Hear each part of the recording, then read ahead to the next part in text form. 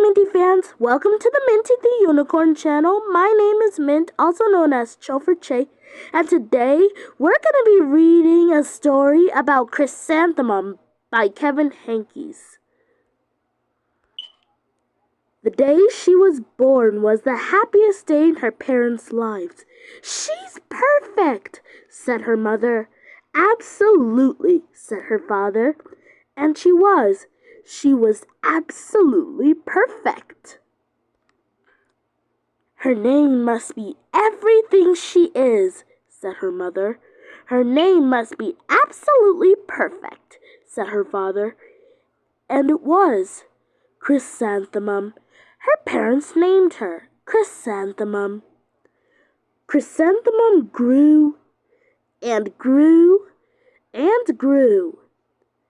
And when she was old enough to appreciate it, Chrysanthemum loved her name. I love my name. She loved the way it sounded when her mother woke her up. She loved the way it sounded when her father called her for dinner. And she loved the way it sounded when she whispered it to herself in the bathroom mirror. Chrysanthemum, chrysanthemum, chrysanthemum. Chrysanthemum loved the way her name looked when it was written with ink on an envelope. She loved the way it looked when it was written with icing on her birthday cake. And she loved the way it looked when she wrote it herself with her fat orange crayon. Chrysanthemum, chrysanthemum, chrysanthemum. Chrysanthemum thought her name was absolutely perfect. And then she started school. On the first day, Chrysanthemum wore her sunniest dress and her brightest smile. She ran all the way. Hooray! Said Chrysanthemum. School! But when Mrs. Chud took roll call, everyone giggled upon hearing Chrysanthemum's name. It's so long, said Joe. It scarcely fits on your name tag, said Rita, pointing. I'm named after my grandmother, said Victoria. You're named after a flower. Chrysanthemum wilted. She did not think her name was absolutely perfect. She thought it was absolutely dreadful. The rest of the day was not much better. During nap time, Victoria raised her hand and informed Mrs. Chud that Chrysanthemum's name was spelled with 13 letters. That's exactly half as many letters as there are in the entire alphabet, Victoria explained. Thank you for sharing that with us, Victoria, said Mrs. Chud. Now put your head down. If I had a name like yours, I'd change it, Victoria said as the students lined up to go home. I wish I could, thought Chrysanthemum miserably. Welcome home, said her mother. Welcome home, said her father. School is no place for me, said Chrysanthemum. My name is so long. It scarcely fits on my name tag, and I'm named after a flower. Oh, pish, said her mother.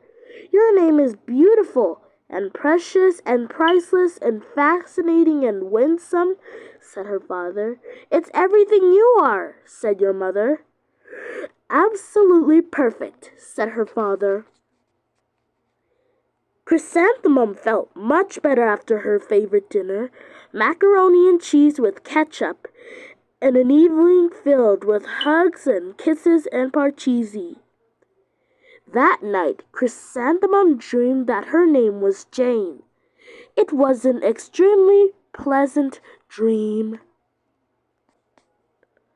Next morning, Chrysanthemum wore her most comfortable jumper. She walked to school as slowly as she could. She dragged her feet in the dirt. Chrysanthemum, chrysanthemum, chrysanthemum, she wrote. She even looks like a flower, said Victoria as Chrysanthemum entered the playground. Let's pick her, said Rita, pointing. Let's smell her, said Joe. Chrysanthemum wilted. She did not think her name was absolutely perfect.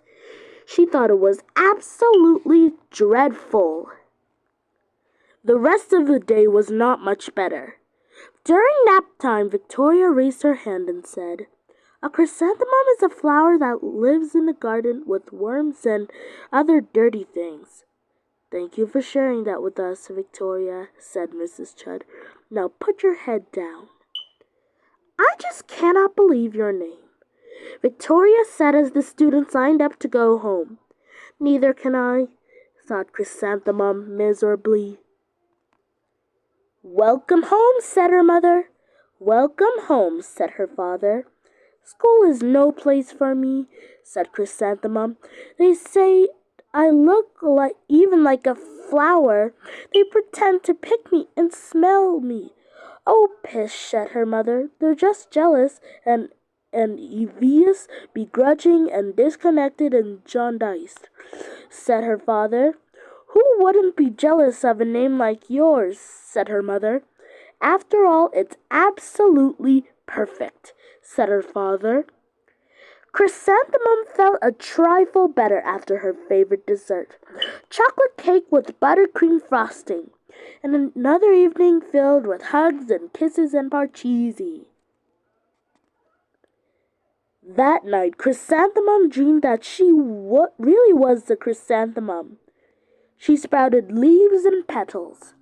Victoria picked her and plucked the leaves and petals one by one until there was nothing left but a scrawny stem. It was the worst nightmare of Chrysanthemum's life. Chrysanthemum wore her outfit with 7 pockets the next morning. She loaded the pockets with her most prized possessions and her good luck charms.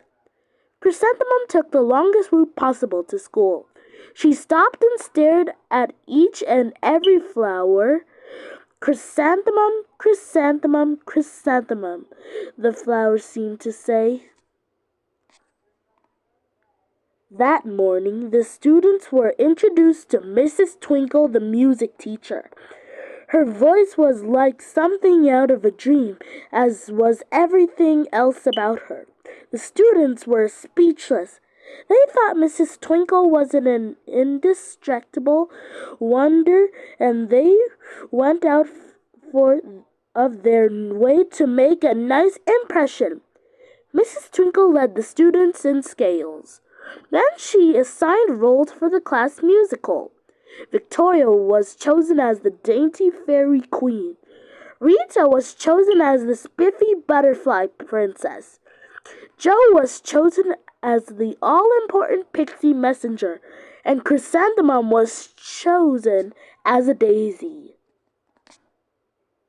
"Chrysanthemum's a daisy, Chrysanthemum's a daisy," Joe, Rita, and Victoria chanted, thinking it was wildly funny. Chrysanthemum wilted.